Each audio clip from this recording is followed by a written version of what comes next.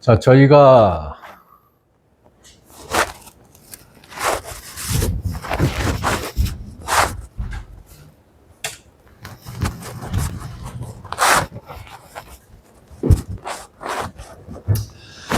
이제 책을 통한 이제 공부를 하는 과정에 이제 시스템이 지금 하고 있는데 약간만 좀 빼줘 볼래요? 시스템이 지금 하고 있는데 두 팀은 진도가 조금 더 진도가 두 팀은 같고 이제 한 팀은 조금 이제 늦게 시작을 해서 한 2주 정도 두 장 정도 차이가 나는데 율법의 목적, 하나님이 율법을 주신 목적이 무엇이냐 라는 부분에 대해서 우리가 공부를 했습니다. 여러분들은 율법을 그 장을 공부하면서 율법에 대해서 어떻게 새롭게 생각되어지는 점이 있나요? 아니면 뭐 종전에 알고 있었던 내용이나 뭐 큰 차이는 없었다, 뭐 그 정도였나요? 어떻습니까? 공부하신 분들? 배울 때 책을 하기 이전과 이전이 다른 것 같아요.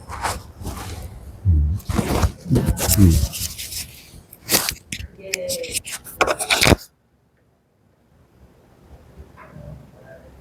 마음으로 이렇게 크게 와닿지 않았다던가 혹은 이렇게 지식이나 그런 것이다라고 율법을 생각하고 이제 그런 차이 정도로만 느꼈다라고 하면 공부 책을 통해서 이렇게 할 때는 너무나 이렇게 세세하면서도 이렇게 좀 이렇게 마음에 와닿고 정말 이게 평상시에 내가 생각한 나도 모르게 율법을 생각할 때가 많고 그런 것들을 느껴서 율법의 중요성, 필요성 이게 하는 게 너무나 다르다. 저는 그렇게 느꼈어요.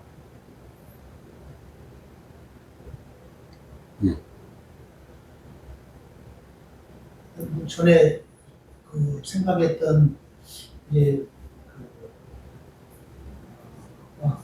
더 좀 이렇게 구체적인 이제 율법을 확인하게 되는데 사실 율법이 이제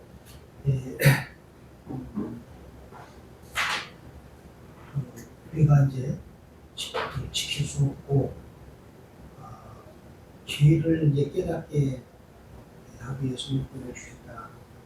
그런 것들을 이제 좀 이렇게 보면 이제 그냥 단순하게 알고 있다가 이제 이번에 메시지 읽으면서 좀 더 확실하게 그전에 우리가 죄를 알고 있다가 또 죄에 대한 메시지를 읽으면서 확실해진 것처럼 이제 그렇게 밝아지는 것은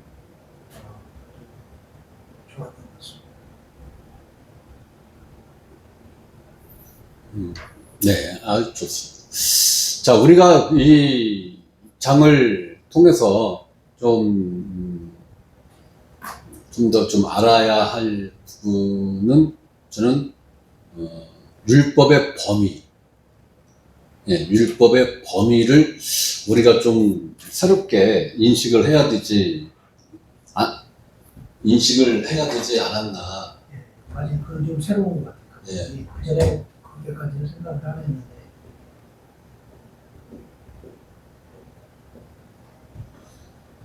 율법에는 정관사가 붙은 그 율법,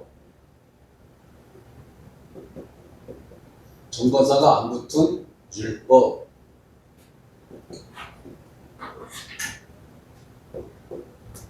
이 차이를 이해하시나요? 이해는 하시는데 설명 가능할까요? 네? 그 율법은 모세가 받은 율법. 그렇죠. 네. 그래서 정관사를 붙여서 그 율법이라고 이제 했는데 그런데 613개인가 그 율법을 이야기하고 모세 율법 혹은 신해산 율법을 이야기하는 거죠. 이거는 613가지. 이제 그냥 율법 하면은 이것은 이제 뭐 그 율법을 포함한 이제 그 사람의 행위 뭘 하려고 하는 것. 그렇죠. 네. 이게 포함이든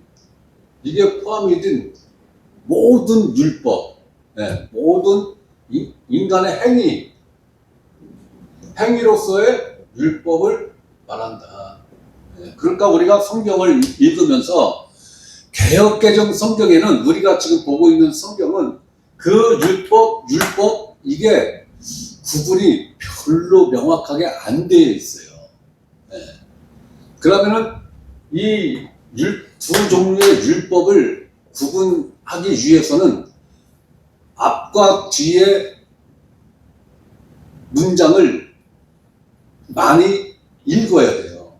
그래서 문장에 그 이야기하고자 하는 그것이 무엇인가, 이 문장에서 무엇을 이야기를 하려고 하는 건가, 그것을 알아야 그 율법인지 그냥 미율법인지를 이제 읽는 우리가 그것을 분별을 해서 읽어야 된다라는 거예요.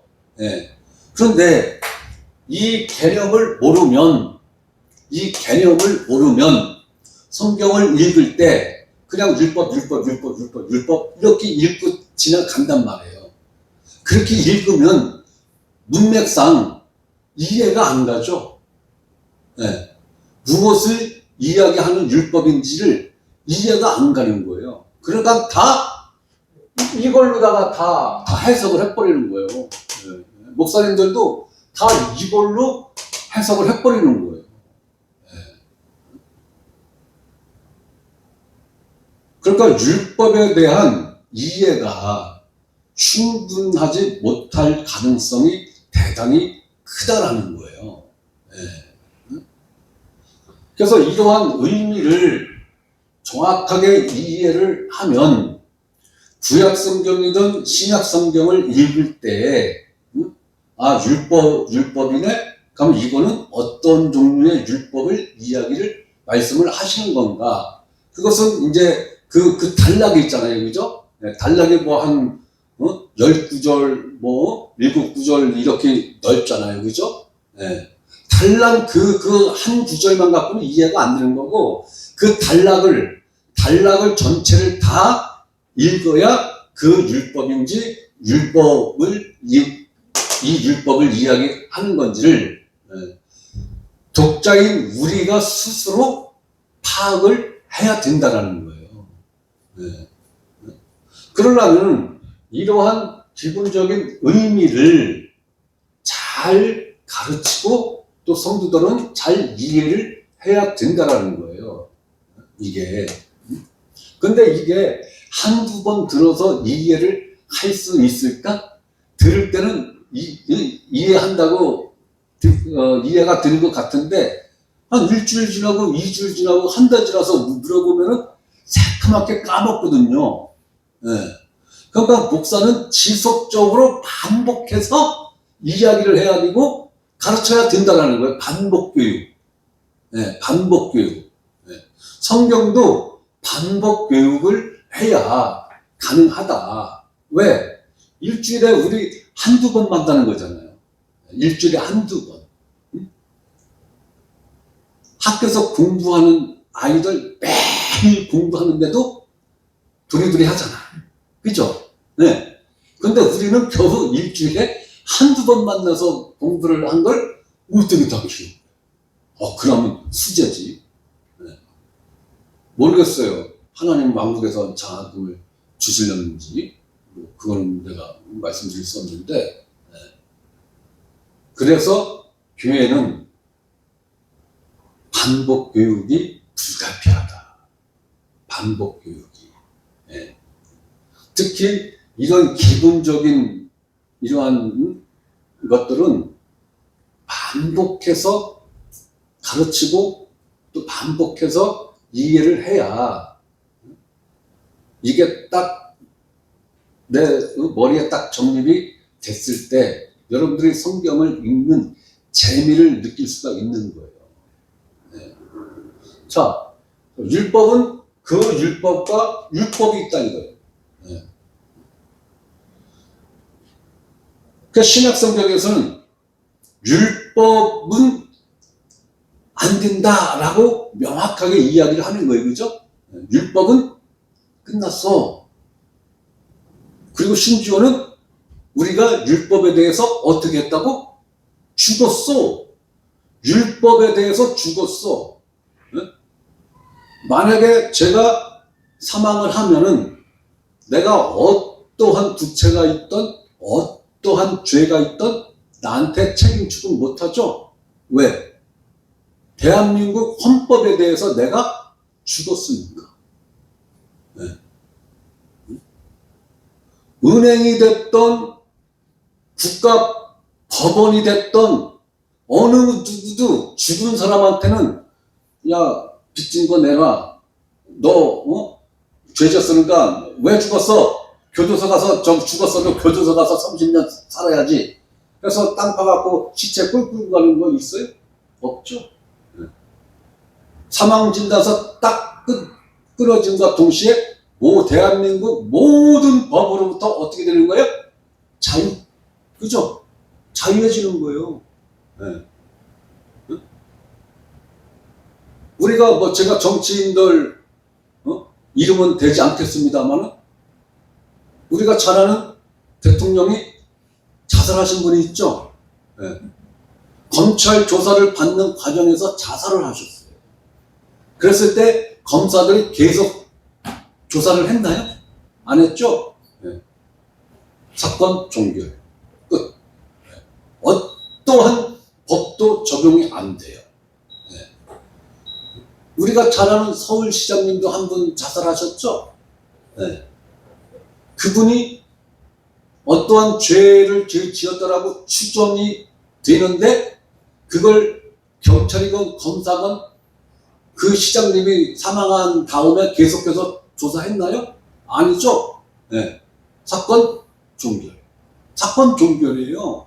네. 죽은 존재에게는 어떠한 법도 적용될 수 없어요. 네? 그렇다면은 우리가 율법에 대해서 어떻게 된 존재라고? 죽은 존재라고. 거듭난 그리스도인들은 율법에 대하여 죽은 존재라고요. 그러면 율법의 모든 조항들, 613가지를 포함한 모세가 받은 율법, 십계명을 비롯한 613가지의 모든 율법, 포괄적인 율법에서조차도 자유롭게 된 존재죠. 자유롭게 됐다는 건 뭐예요? 율법 적용을 단 1.2획도 적용을 받는다, 안 받는다? 안 받는다라는 거예요. 안 받는다. 응?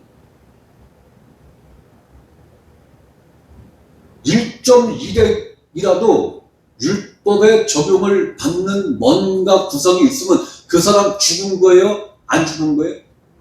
안 죽은 거죠? 안 죽은 거예요. 안 죽었는데 거듭날 수 있어요? 네? 예수 그리스도가 안 죽었는데 하나님의 부활을 시킬 수 있어요? 아니에요. 없는 거예요. 여러분들이 이거 잘 이해를 하셔야 되는 거예요. 로마서 6장 죄에 대해서 죽었다. 로마서 7장 율법에 대해 죽었다. 네? 죄에 대해서 자유한 존재가 된 거예요. 죄에 대해서 자유한 존재가 된 거예요.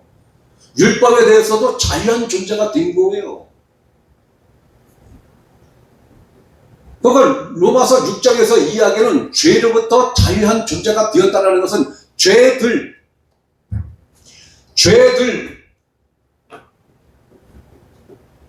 죄들로부터 자유했다는 게 아니라 단순히 죄로부터 자유로워졌다는 거예요. 네? 내가 죄의 종노릇하는 뭔가가 있어요. 네?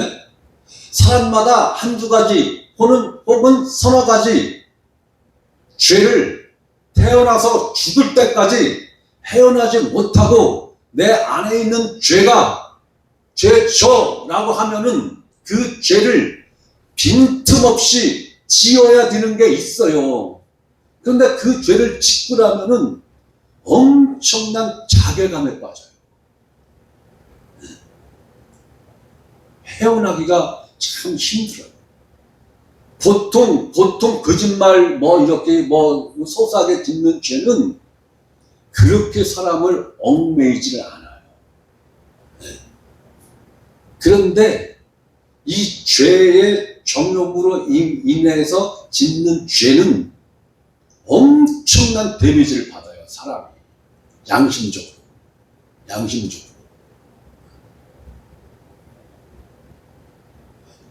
저는 거듭나자마자 난 몰랐어요. 그 죄로부터 완벽하게 벗어났어요. 처음에는 몰랐어요. 근데 한 달, 두 달 지났는데, 그 죄를 안 짓는 거야. 이상하다.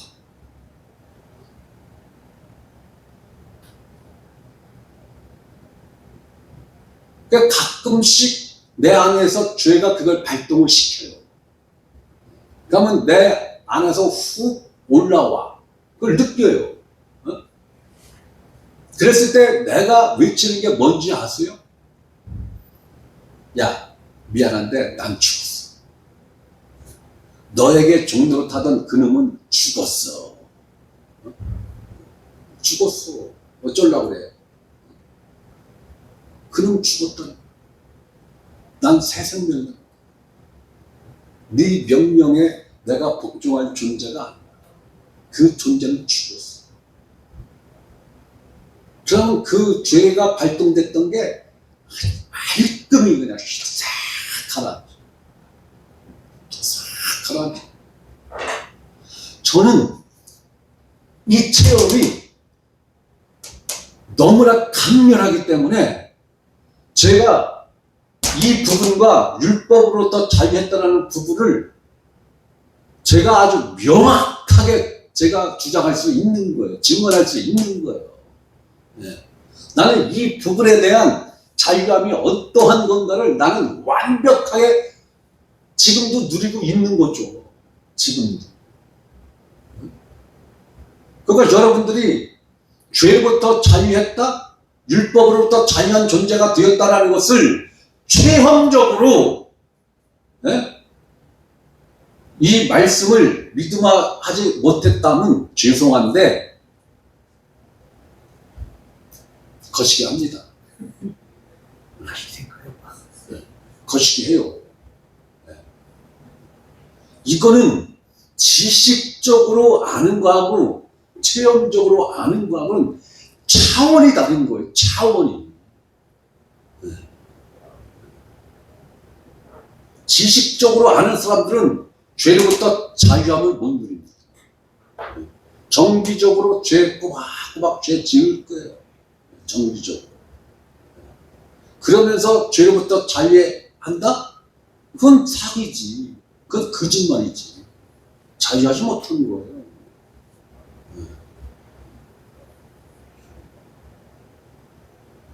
이 죄가 주인이 돼서 나를 노예로 삼아서 나를 죄를 짓게 만드는 것은 저는 거기서 헤어나지를 못하고 해결할 방법이 없어서 나는 다 자포자기 했다고 제가 언제 한번 말씀드렸잖아요. 그죠? 나는 이 부분이 너무 강해서 난 자포자기 한 거예요. 그럼 나는 세상으로 가서 어차피 지옥 갈 건데 실컷 즐기다 난 지옥 가겠다. 네. 네? 교회 나와서 거룩한 척, 고고한 척 하다가 지옥 가봐 얼마나 억울하겠어요. 그런데 세상에서 즐길 거 다 즐기고 내가 하고 싶은 대로 다 하고 지옥 가면 억울하지는 않잖아요. 네? 그러니까 저는 세상에 나가서 제가 하고 싶은 거 거의 다 했어요. 거의 다. 남자로서 할 수 있는 건 다 했어요. 다 했어요. 그 나머지는 여러분들 상상이 막 남자로서 할 수 있는 짓은 다 했다고요. 네? 저는 하나님으로부터 아주 완벽하게 벗어난 줄 알았어요. 네? 그런데 어느 날 갑자기 교회 가고 싶은 생각이 드는 거야. 교회 가고 싶은 생각. 이제 하나님도 이쯤에서 이제 포기했겠지? 나이도 50 넘었으니까, 아이고, 50 넘은 걸 뭐 하나님 이제 쓰시려고 하겠어? 그 마음 놓고 이제 다시 승부국교회로 나간 거예요. 그러고, 한 2년쯤 됐을 때, 그죠? 2년쯤 됐을 때, 우리 마누라가 책 좀 하나 읽어봐. 그래요? 한번 읽어보지. 25년 동안 책 한 줄도 안 봤어. 굳이 봤다면 신문은 봤어, 신문은. 신문. 그런 존재가 와이프가 건네주는 책 한 권을 받아서 바로 책상에 앉아서 읽었어요. 그 책을 통해서 거듭난 거예요, 제가. 그 책을 통해서 거듭난 거야. 그 책 한 권. 거기까지 좋았어. 거기까지. 제가 25년 동안 그렇게 이 죄 문제가 안 풀려서 세상으로 그렇게 빨려 들어갔는데 이 죄 문제가 한순간에 딱 해결된 거예요. 한순간에. 너무 좋잖아요. 너무 좋은 거예요. 나 혼자 좋은 거예요. 나 혼자. 그러다 이제 교회를 이제 다녔어요. 다니는데 목사님 말씀이 이런 것이야. 그러다가 누가 나한테 그러더라. 아이, 형님, 목회 안 하셔요? 그냥. 목회? 아니, 이 나이에 뭔 목회요? 응? 아유, 아니야. 응? 그러다가 얼마 안 있어서 목회 해야겠는데 생각이 드는 거예요. 미쳤지. 지정전이 그때가 쉬운 한 3, 4 정도 됐을 때죠? 5, 4, 5 정도. 그래서 목사님한테 말씀드렸지. 목사님, 저 목회해야 될 것 같은데. 그럼 해야지. 야. 응? 그래서 집안에 전도사로 등록하고. 그렇게 해서 이제 50 중반 돼서 목회 시작을 한 거예요, 전도사를. 네? 그러고 57, 8사에 이제 목사수 받고. 우리 동기들은요, 은퇴 걱정하고 있어요, 지금. 은퇴 걱정. 네? 은퇴 걱정. 그럴 때 나는 이제 목회 시작한다고 시작한 거예요. 뭔 얘기가 나갔죠? 저는 목회를 50살 넘어서 할 거라고는 상상도 안 했어요. 상상도. 네. 그런데 어떻게 하다가 했어? 또 어떻게 하다가 이 교회를 시작했어? 어떻게 하다가 복음을 지금 가르치는 존재가 된 거예요. 네. 어떻게 됐는지는 나도 잘 모르겠어요. 네. 그런데 희한한 거는 지금까지 제가 여러분들하고 말씀을 나누고 한 거는 100%라고는 장담할 수 없지만 상당 부분은 제가 체득한 말씀을 체험한 말씀으로 드린 거예요, 말씀. 대부분이 저는 체험을 한, 네. 체험한 부분이니까 쉬운 거예요. 저는 쉬운 거예요. 그래서 여러분들은 설명을 들을 때 뭐 쉽게 그렇게 들리셨는지 그 여부는 제가 모르겠지만은 저 같은 경우는 쉬운 거예요. 엄청 쉬운 거예요. 다 체험을 한 부분이니까. 네. 특히 저는 이 죄로부터 이 자유함은, 네? 그래서 제가요, 나는 이제 더 이상 영안이 없어. 오늘 죽어도 나는 할렐루야.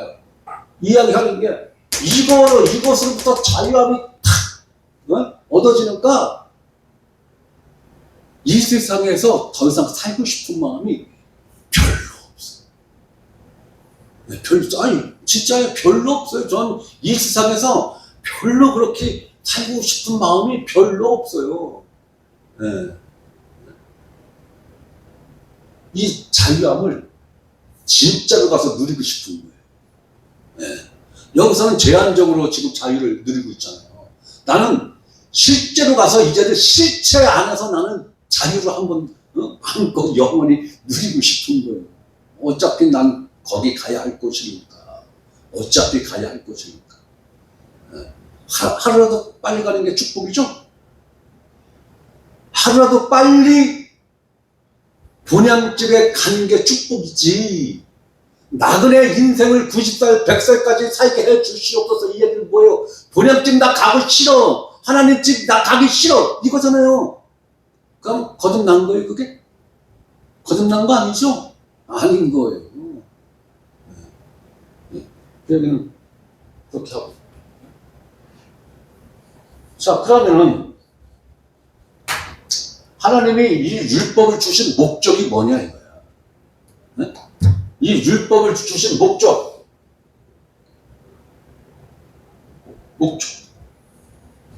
율법을 주신 이 목적을 아느냐 모르냐가, 네? 복음을 아느냐 모르느냐를 결판짓는 요소예요. 하나님이 율법을 주신 목적을 모르면 율법을 도구로 삼아서 성경 해석하죠? 네? 하나님이 율법을 주신 목적을 정확하게 이해를 한 사람들은 율법으로 성경 해석할 수 없어요. 네? 예수님 부활하신 이후에는 율법 자체를 성경에 대입시킬 수가 없어요. 그리고 어떤 경우에도 성도들에게 이 율법적 요소를 가르칠 수 없어요. 단 한 가지의 율법이라도 가르치면은 복음 모르는 거. 복음 모르는 거. 여러분들이 이걸 분명하게 하셔야 돼요. 지금 설교 내용이 다 예수 그리스도예요. 그죠? 십자가에, 내 설교 말고, 보편적으로 예수 그리스도, 십자가, 죽음, 부활, 다 이야기해요. 보편적으로. 그죠? 이거는 복음이에요. 맞아요. 복음 맞아요.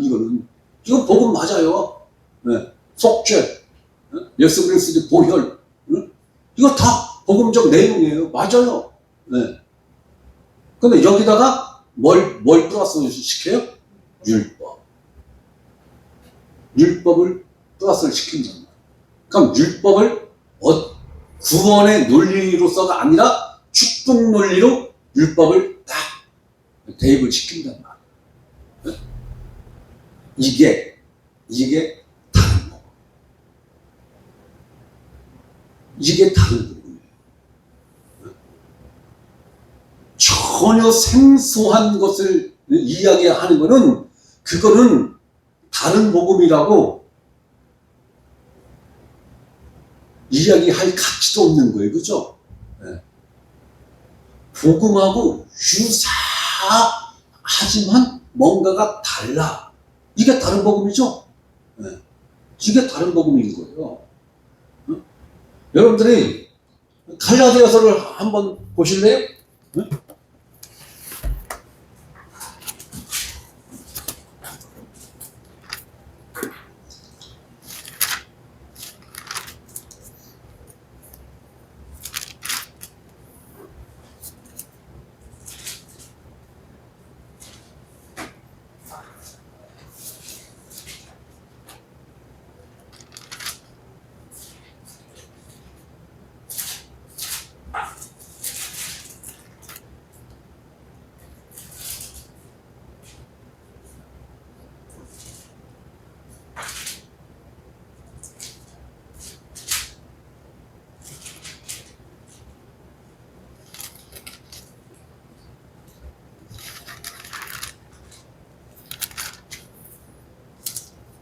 자, 갈라디아서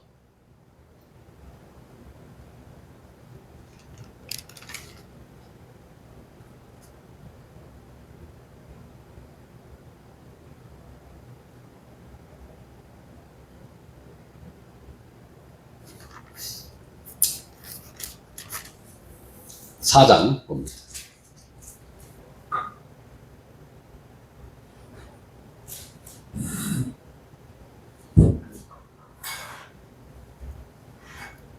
사장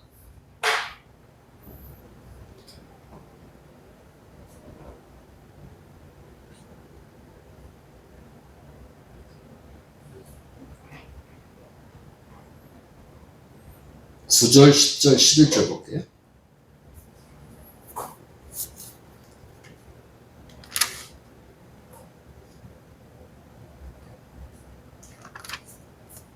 자, 9절 봅니다. 이제는 너희가 하나님을 알 뿐 아니라 더욱이 하나님이 아신 바 되었거늘 어찌하여 다시 약하고 천박한 초등학문으로 돌아가서. 그럼 여기서 말하는 초등학문은 뭘 말하는 거예요? 율법을 말하는 거예요. 율법으로 돌아가서 다시 그들에게 종로로 타려 하느냐. 그러면서 너희가, 여기서 말하는 너희는 누구예요? 갈라디아 교회 성도들을 말하는 거예요. 거듭난 그리스도인들이에요. 너희가 날과 달과 절기와 해를 삼가 지키니 내가 너희를 위하여 수고한 것이 헛될까 두려워하느라. 여기서 내가는 누구예요? 사도 바울, 그죠? 너희를 위하여, 갈라디아 교회 성도들을 위하여 수고한 것이, 무엇을 수고한 거예요? 네? 무엇을 수고한 거예요? 지금 사도 바울이? 복음을 가르치는 일에 혼신의 힘을 다 했다는 거죠. 혼신의 힘을 다 했다는 거예요. 네? 헛될까 두려워하느라. 네? 율법으로 돌아가면은 복음이 헛된다라는 거죠. 네? 헛된다라는 거예요. 자, 여기서 날과. 날이 뭐예요? 안식일. 21세기 기독교는 이 안식일을 무슨 날로 바꿨어요? 주일 성수. 절기 지키죠, 지금? 네? 부활절. 그 다음에 맥주 감사절, 추수 감사절, 성탄절. 있지도 않은 절기를 만들어서 지키죠? 지키지 말라잖아. 응? 야, 너희가 이걸 지키면 내가 너희에게 혼신의 힘을 다하여 가르친 복음이 헛된 거야. 헛된 거야. 응? 자, 보십시오. 5장.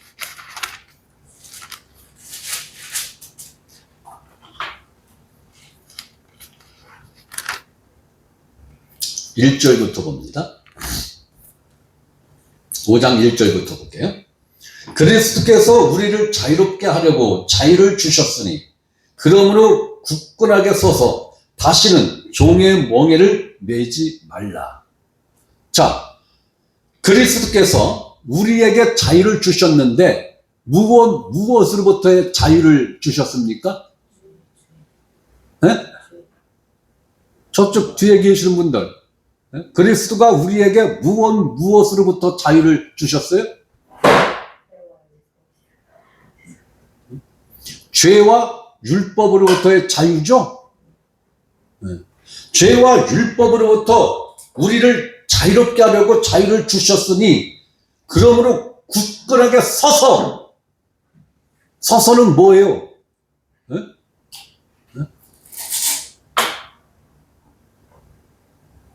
성경에서 서서는 전투태세예요. 전투태세. 굳건하게 서서 다시는 종의 멍에를 매지 말라. 왜? 종의 멍에를 매면은 그리스도가 우리에게 주신 그 자유가 숲으로 돌아가는 거죠? 숲으로 돌아가는 거예요. 2절 봅니다. 보라, 나 바울은 너희에게 말하노니, 갈라디아 교회 성도들에게 말하노니, 너희가 만일 할례를 받으면, 자, 613가지 중에 한 가지가 할례죠. 할례입니다. 할례를 받으면 그리스도께서 너희에게 아무 유익이 없으리라. 아니, 613가지 중에 달랑 한 가지예요, 지금 할례. 달랑 한 가지라고, 할례. 그런데 너희가 할례를 받으면 그리스도께서 너희에게 아무 유익이 없으리라. 어떠한 유익이에요? 율법으로부터 자유함을 준 그 자유가 이제 율법의 종의 멍에를 매게 되는 거죠. 그럼 그리스도가 자유함을 주셨는데 우리 스스로 율법의 멍에를 매는 율법의 노예로 내 스스로 전락하게 된다는 거예요. 전락하게. 그렇기 때문에 그리스도가 너희에게 더 이상 유익함이 못 돼.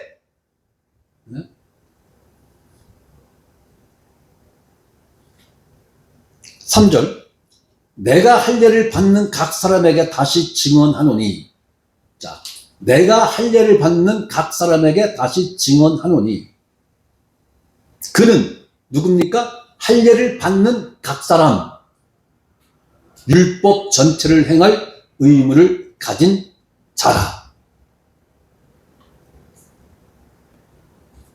그럼 오늘날은 할례를 받아야 된다고는 얘기 안 하죠? 그런데 613가지 조항 중에 11조를 해야 된다라고 강력하게 가르치고 있죠? 그럼 11조는 613가지 중에 한 가지 아닙니까? 응? 야, 성경에는 할례만 얘기했잖아, 할례. 응? 우리는 할례 안 받잖아. 11조는 해당 사항 없는 거야. 그렇게 이해가 됩니까?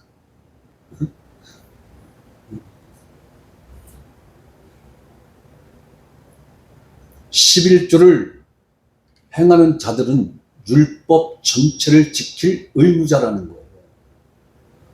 할례를 받는 각 사람은 할례 한 가지만 받는 그 할례를 지키는 의무자가 아니라, 할례는 한 번 받으면 끝나는 거잖아요. 그죠? 네. 한 번이면 끝나는 거예요. 반복해서 지킬 수 있는 게 아니에요.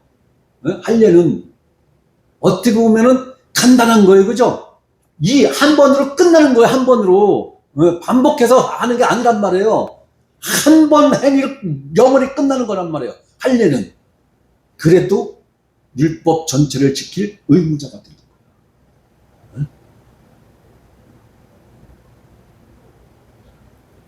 이 할례에 11조 넣을 수 있죠? 11조를 하는 사람들은 율법 전체를 행할 의무를 가진 자라. 아, 제발 이 말씀 좀 읽어봤으면 좋겠어요. 제발. 어?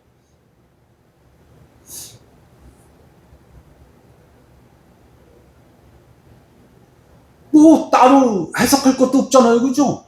글자 그대로 읽으면 되는 거 아니에요. 할례라는 이 단어에 11조를 넣으면 되는 거잖아요. 11조를. 내가 주일 성수는 이야기 안 할게요. 왜? 성경에도 없는 거니까. 응?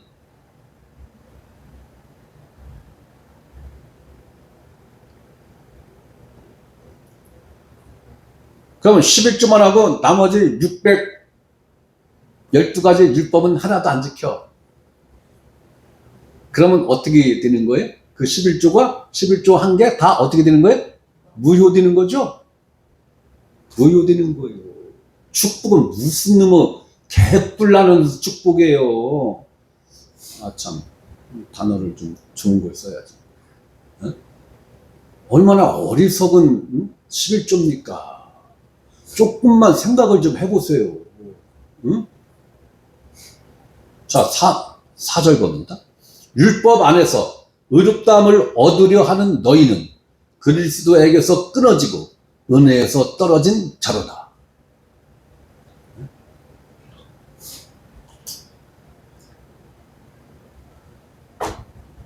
우리가 성령으로 믿음을 따라 의의 소망을 기다리노니 그리스도 예수 안에서는 할려나 무할려나 효력이 없으되 사랑으로서 역사는 믿음뿐입니다.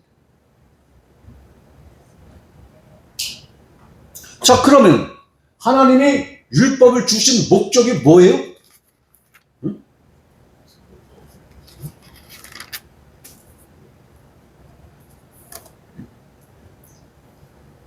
하나님이 율법을 주신 목적. 자, 갈라디아서 3장 19절 말씀 봅니다. 그런즉 율법은 무엇이냐? 범법함으로 더하여진 것이라. 범법함으로 더하여진 것이다. 이게 무슨 의미예요? 네? 인간들이 죄를 어마어마하게 짓는데 이게 죄인지를 모르는 거예요. 네. 내가 죄를 지은지도 모르고 다 어디로 지금 끌려가고 있는 거예요? 지옥으로 끌려가고 있는 거잖아요. 줄줄이. 응? 그러니까 하나님께서 인간을 긍휼히 여기셔서 너희의 상태를 좀 봐라. 율법은 거울인 거예요. 거울. 응? 너희 상태를 좀 율법을 통해서 좀 봐라. 율법으로. 너희는 죄덩어리야. 너희가 하는 짓은 죄밖에 짓는 것이 없어. 범법하는 거 이외에는 너희가 하는 짓이 없어. 네? 그것을 보게 해주기 위해서 율법을 주셨다라는 거예요. 그러니까 율법을 지켜서 의로운 존재가 되거라. 이 목적으로 준 게 아니라 너희의 상태를 좀 제대로 좀 인식을 좀 해라. 그래서 너희 스스로는 의로운 존재가 될 수가 없어. 너희 스스로는 구원할 수가 없어. 응? 율법을 통해서 자기 자신을 정확하게 본 사람들은 하나님 앞에 낮아질 수밖에 없죠. 하나님 앞에 엎드려서 하나님 나 좀 살려주세요. 이렇게 절규할 수밖에 없는 거죠. 응? 그런데 유대인들은 어떻게 했어요? 하나님 지켜낼 수 있습니다. 지킬 수 있어요. 라고 시내산에서 그렇게 큰 소리 빵빵 쳤죠. 네? 과연 지켰습니까? 네? 40일이 지나가기 전에 이미 우상 숭배를 했죠. 금송아지를 만들어 놓고. 네? 하나님하고 결혼식한 그 허니문 기간도 지나기 전에 딴 놈하고 바람 피운 거예요. 딴 놈하고. 응?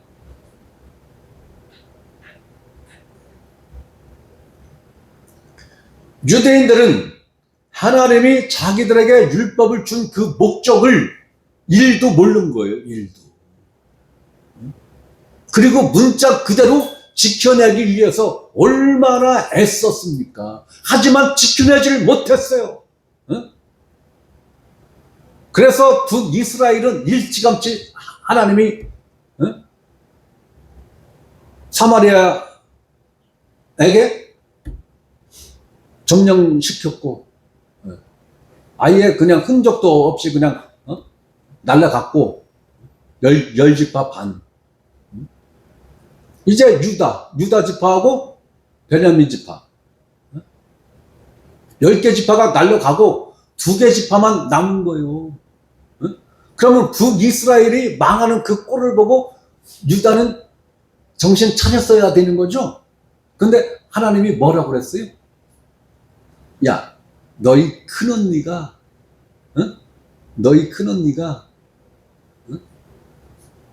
바람 피우다가 나한테 뿌리채 뽑혀서 망한 거를 너희가 보면서 너희가 정신을 차린 게 아니고 네 언니보다도 더한 쇳덩어리가 됐다고 하나님이 한탄을 하시잖아요. 그래서 아예 뿌리채 뽑아서 바벨론으로 옮겨버리잖아요. 뿌리채 뽑아서 뿌리채. 그러면 유대 땅에 누구를 남겼어요? 가장 영향력이 없는 목동들.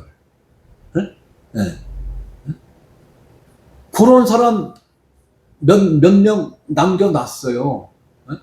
그런데 그들을 또 충동집에서 그들을 사로잡아서 애굽으로 몽땅 끌고 간 존재가 있었죠. 그래서 애굽으로 가서 어떻게 됐어요? 하나님이 몰살시켜버렸어요. 왜? 애굽으로는 절대로 가지 마. 애굽으로는. 애굽으로 간 사람들은 다 몰살시켰어요. 그때 그 무리들에게 예레미야가 잡혀서 애굽으로 갔어요. 예레미야 선지자가 거기서 죽었어요. 하나님의 위대한 종 예레미야.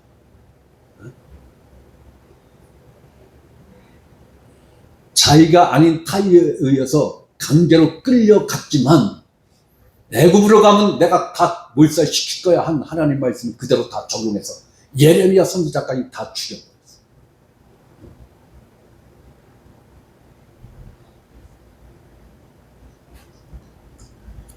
이 율법으로는 의로워질 수가 없어요.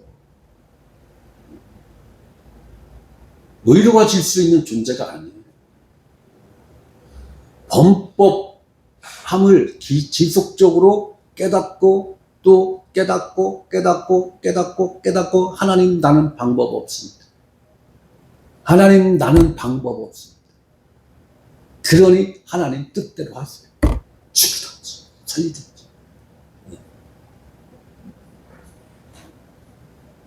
두 손 두 발 딱 들고 하나님 마음대로 하세요. 죽여도 좋고 살려도 좋고 나는 내 뜻대로 살아가겠습니다. 왜?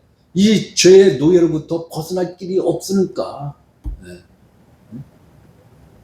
그러니까 어정쩡하게 교회 다니면서 죄의 노예 노릇할 바에는 아예 교회고 뭐고 다 발걸음 다 끊고 오리지널 세상 나가서 오리지널로 죄 한번 화끈하게 짓고 화끈하게 살다가 화끈하게 지옥 가겠습니다.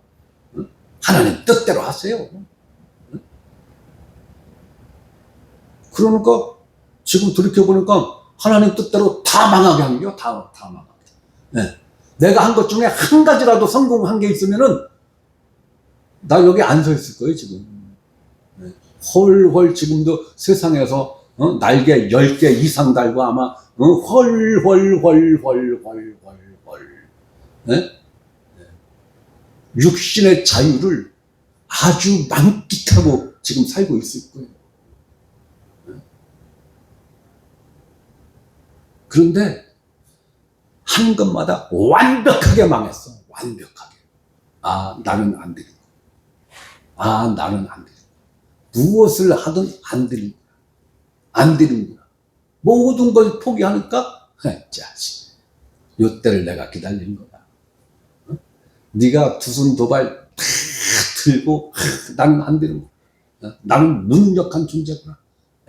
나는 그 자체구나. 모든 걸 내려놓는가 하나님이 복음을 탁 보여주는 복음을. 아, 기가 막힌 거예요. 환장을 하고 복음을 먹은 거예요. 환장을 하고 진짜 굶주린 배를 환장을 하고 책 한 줄 안 보던 존재가 어떻게 하루아침에 책상머리에 앉아서 15시간씩 13시간씩 어떻게 책을 봐요? 기가 막힌 거잖아요. 그죠? 잠자는 시간, 밥 먹는 시간, 뭐 바람 좀 이렇게 쏘이는 시간 이외에는 책만 본 거예요. 저는 3, 4년을 책만 본 거예요. 아니, 미친 듯이 책을 봤어요.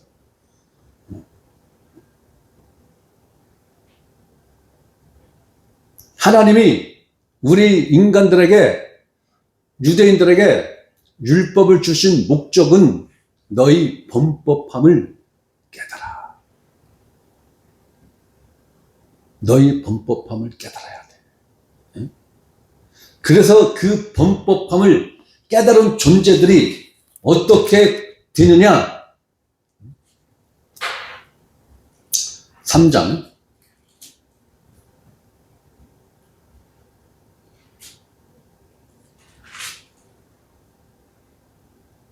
23절, 24, 25절 겁니다. 갈라디아서 3장 23, 24, 25절. 믿음이 오기 전에 여기서 말하는 믿음은 우리가 믿는 믿음을 말하는 걸까요?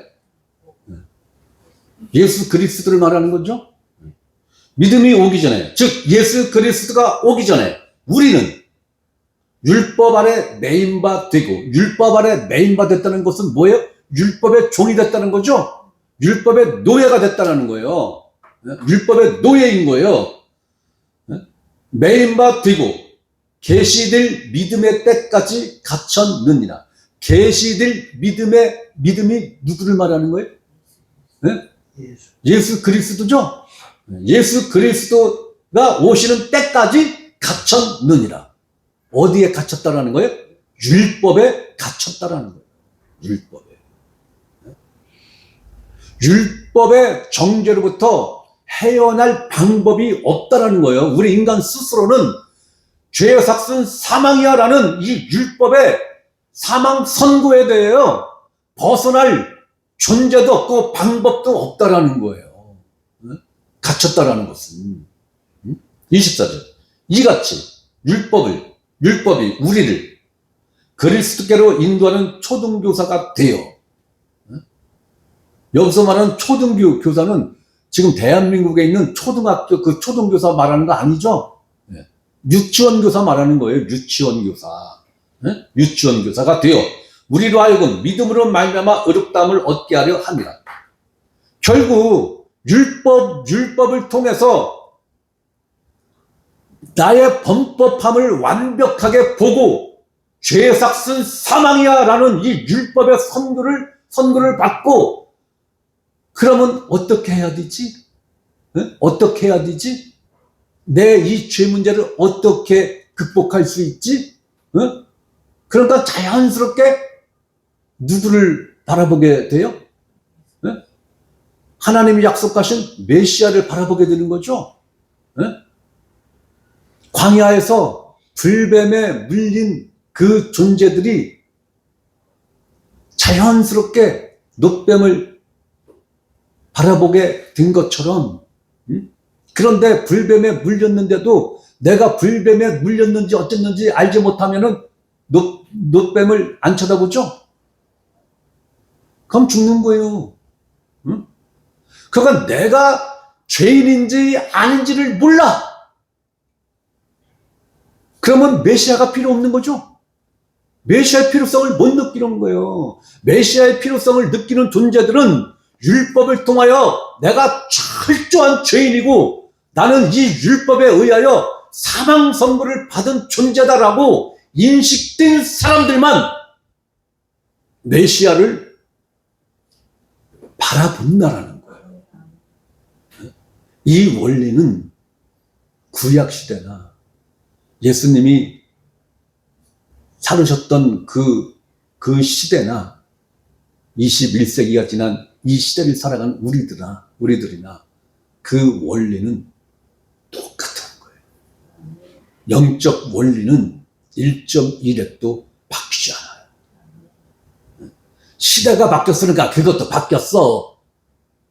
이단 사설이라고 말하기 전에 그거는 사단이 만들어낸 이론이에요. 마귀가 만들어낸 이론이다. 자, 25절 봅니다. 믿음이 온 후로는, 예수 그리스도가 온 후로는 우리가 초등교사 아래 있지 아니하도다. 자, 초등교사가 무엇이라고요? 율법이라. 이제 예수 그리스도가 오셨고 예수 그리스도에게로 인도된 우리들에게는 더 이상 초등교사가 필요 없다는 거죠. 그러면 뭐가 실질적으로 뭐가 우리에게 필요 없다는 거예요? 율법이. 왜? 율법의 임무는 끝난 거예요. 그죠? 율법의 임무는 끝난 거예요. 끝난 거예요. 자, 갈라디아서 3장 19절.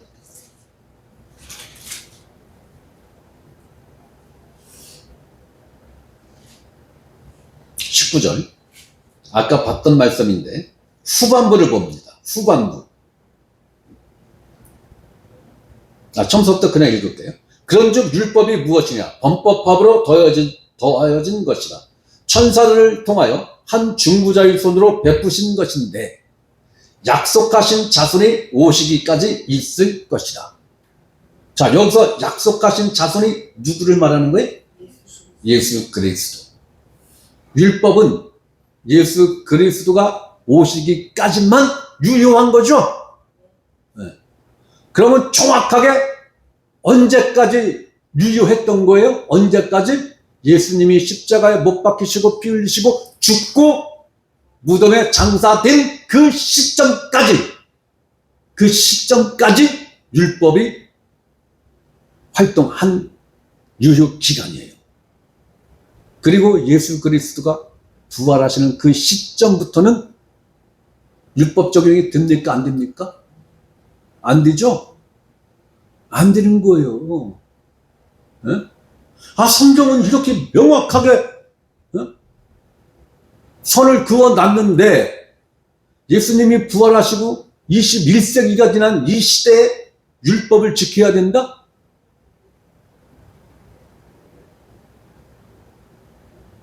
뭔가 성경하고 안 맞는 것 같죠? 네. 기록된 하나님 말씀하고 안 맞아요. 네?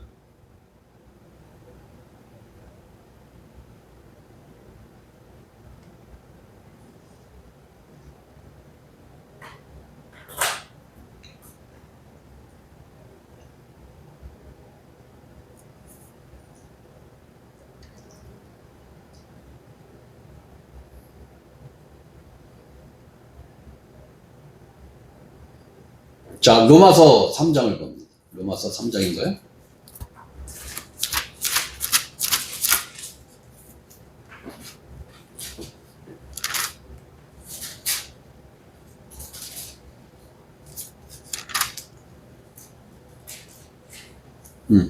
로마서 3장 20절입니다.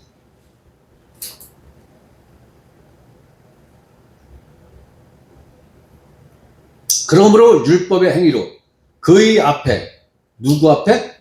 하나님 앞에 의롭다 하심을 얻을 육체가 없나니 율법으로는 무엇을 깨달음이라? 죄를 깨달음. 이것이 하나님이 율법을 주신 목적이에요. 응? 자, 그런데 예수 그리스도가 오시기 전까지는 율법이 죄를 깨닫는 그 역할을 한 거예요. 그죠? 그렇기 때문에 율법은 선한 거고 의로운 거예요. 네, 악한 게 아니란 말이에요. 네. 그런데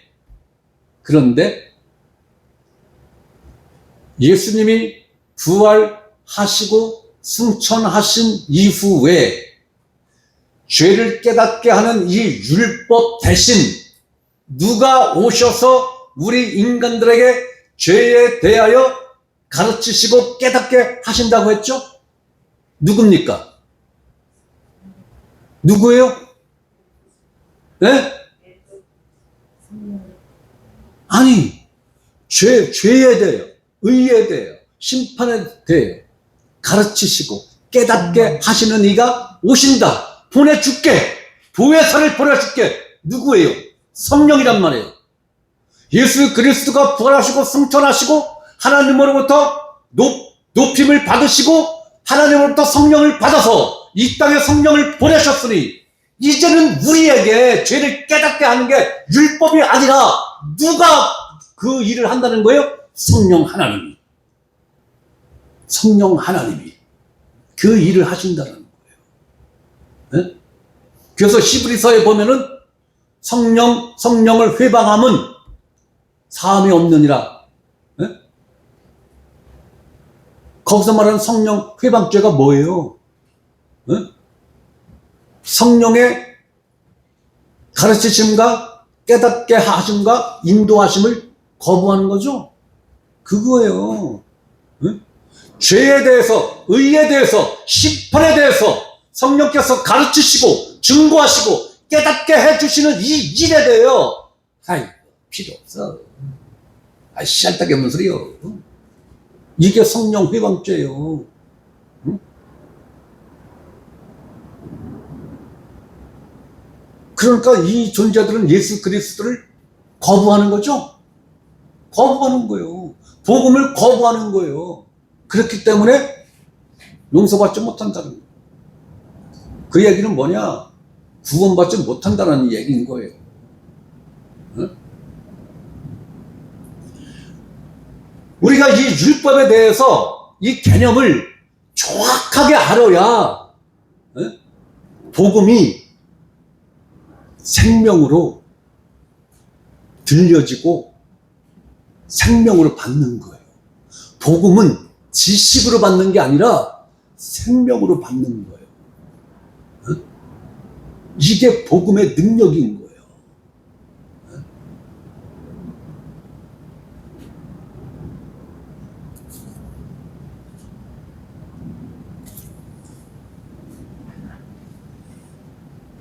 자, 하나님이 주신 이 율법의 목적은 그것이다라는 거예요. 자, 그러면 이 율법의 활동 기간 언제까지? 예수 그리스도가 오시는 시점까지. 유효기간. 이 율법의 유효기간. 하나님이 설정한 그 시간. 신의 산으로부터 예수 그리스도가 십자가에 못 박히시고 죽으시고 장사되는 그 순간까지. 거기까지. 그리고 이 율법이 없다면 메시아가 죽을 방법이 없죠. 하나님이 메시아를 죽일 방법이 없어요. 이 율법이 없으면. 율법이요, 엄청나게 큰 일을 하는 거예요. 이 율법을 하나님이 메시아를 죽이는 도구로 사용하셨다고요. 도구로. 마지막 순간에. 그 일을 하고 유효기간이 끝난 거예요. 율법의 유효기간은 예수 그리스도가 묻히는 그 시점까지, 거기까지.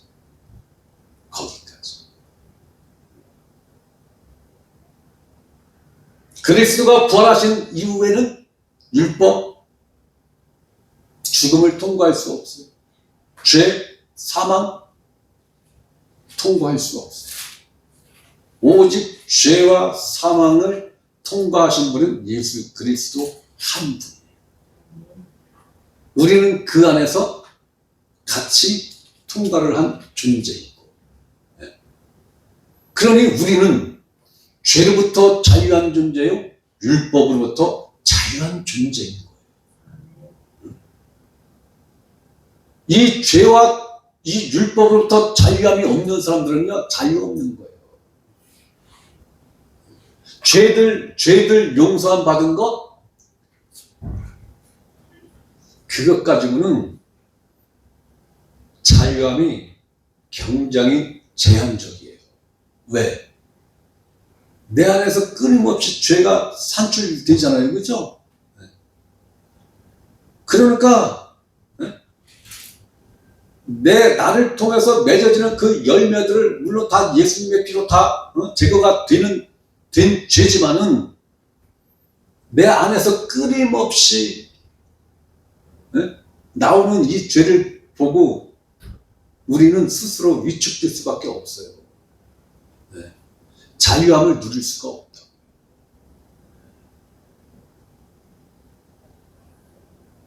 여러분들이 주일 성수 하세요라고 제가 가르치면은 주일날 오기 싫어도 와야 되잖아요. 그죠?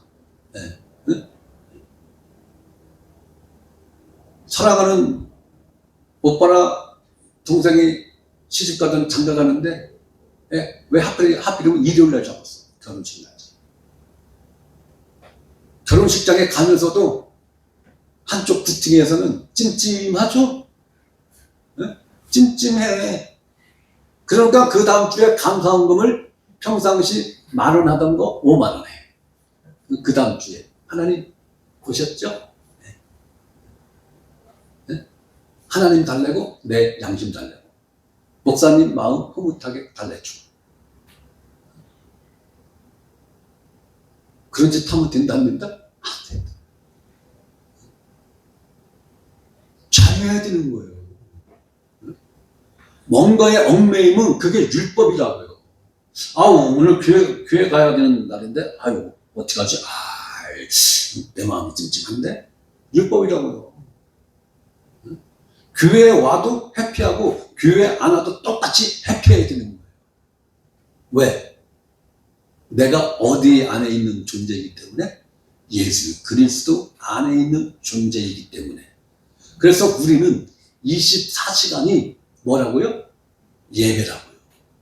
우리는 24시간이 찬양이고 기도라고요. 우리는 예수 그리스도 안에 있다라는 의미가 그런 거예요.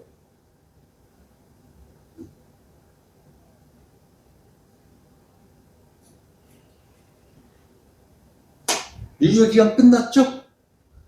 율법 유효기간 끝났죠? 네?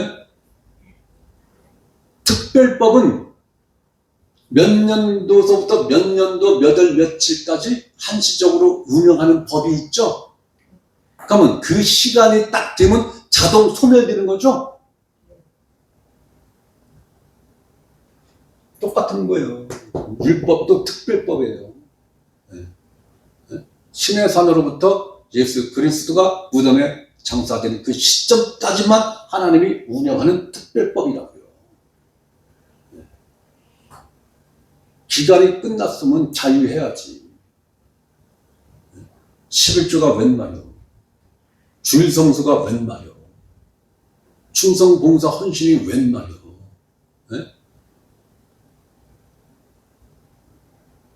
성령을 따라 충성, 봉사, 헌신하는 거예요. 그렇죠?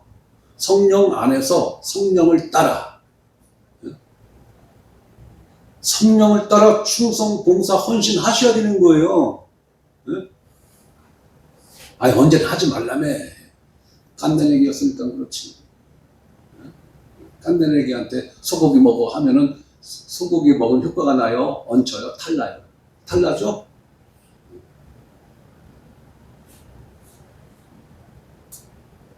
성령께서 이제 여러분들 일 시키시려는가 봐요. 나는 뭐 아무 생각 없어요. 성령을 따라 하십시오. 무엇이 됐든 간에. 성령을 따라 행하지 않는 것은 다 뭐다? 죄다. 다 죄다. 무엇이 됐든 죄다. 성령을 따라 교회 온 게 아니라면 죄예요. 여러분들은 오늘 참석하고 죄 지은 거예요. 여러분들은 오늘 하나님 말씀 듣고 죄 지은 거예요. 성령을 따라 온 게 아니라면. 여러분들의 어떠한 인간적인 뭔가를 채우기 위해서 왔다면 죄 지은 거예요. 회개하세요.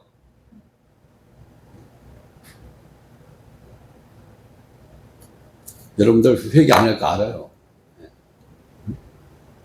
이 개념을 여러분들이 정확하게 가지셔야 돼요. 예. 헷갈리면 안 돼요. 예. 어느 교회를 가든, 어느 지역으로 가서 어느 교회를 가든, 이 기준이 흔들리면 안 되는 거예요. 예. 오늘은 여기까지 하겠습니다.